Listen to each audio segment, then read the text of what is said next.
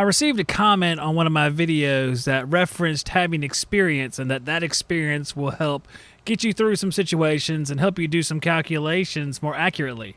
So in this video, I'm going to share a few of my experiences in hopes that it will help you in the future of your HVAC career. This show is brought to you by Yellow Jacket, quality HVAC tools for over 70 years. And EWC Controls. Go to EWCControls.com to find out all about the best forced air zoning controls in HVAC. Whenever I used to go to houses and do estimates for installs, new houses are easy. New houses, the insulation's perfect typically, or at least pretty close to perfect, and you can recognize and understand all the things that are going on around you without having to have a whole lot of experience. But when you get into older houses can present a lot of problems.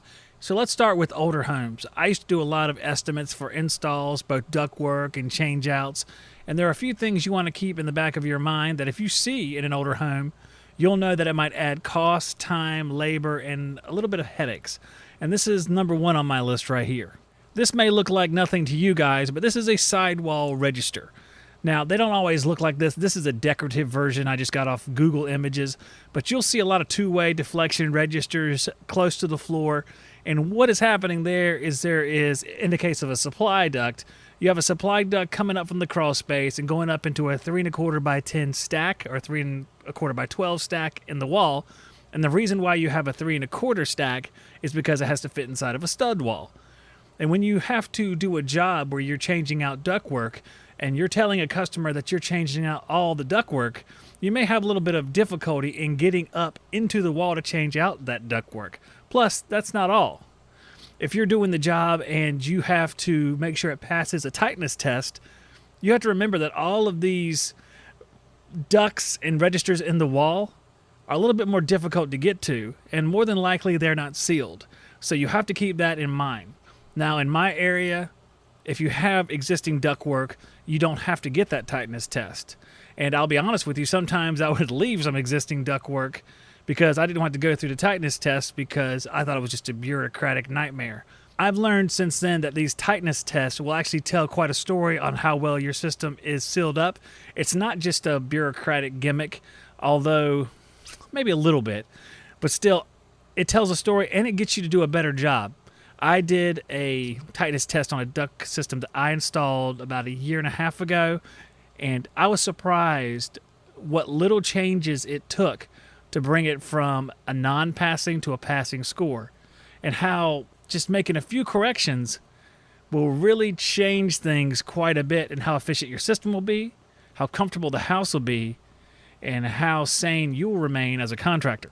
Now for old house headache number 2, and man, is it a headache, especially if you like saw blades and don't want to see them murdered. This is plaster and lath. It's a type of wall, just like you have drywall or gypsum board or whatever you want to call it on your walls currently. Most of us do anyway. This is the old school way of putting up your wall board. This is plaster and lath. And this can cause all your saw blades to die. And when you're trying to cut registers into this stuff, it takes a long time and it creates the finest, most horrible dust ever known to mankind. So you really have to be careful when working with this stuff. So if you have a house from the 1940s or older, definitely check and see if you have plaster and lath, because it can cause just a world of headaches. And those of you who have done the houses before and have a lot of experience with them, if you take a moment in the comments and write down how you best cut those registers, I think the other guys would like to know. We've used a number of methods. I'm trying to remember the best method. I know that I've seen circular saws used. That was dusty. That was really dusty. I don't remember if we could use like a rotozip for it, but again, you guys who do this a lot, put it in the comments. Refresh my memory as well. All I remember is it was a pain. Here's another one that might save you some headaches and gray hairs. You go out to price out a changeout. Maybe your service tech has been out working on something, the compressor's dead, and they call you out to take a look at a unit. Now keep an eye out for these particular units. This is an over and under package unit. If you see this thing out in the field, you must be aware that it's not side-by-side ductwork configuration. I know a lot of us do very quick jobs estimating things, so if you don't check, you might walk past this unit, not realize what kind of ductwork it has, and when your side-by-side unit gets there, you have the transition from heck to make out there in the field, or worse, you have to disconnect a certain amount of ductwork just to be able to connect your side-by-side unit, and it can be nightmarish. Here goes another one. This is the Heil Horseshoe. This is what I call this. This is the International Comfort Products package unit, and it is side-by-side, but the reason why you have to be a little bit apprehensive is that it's reversed.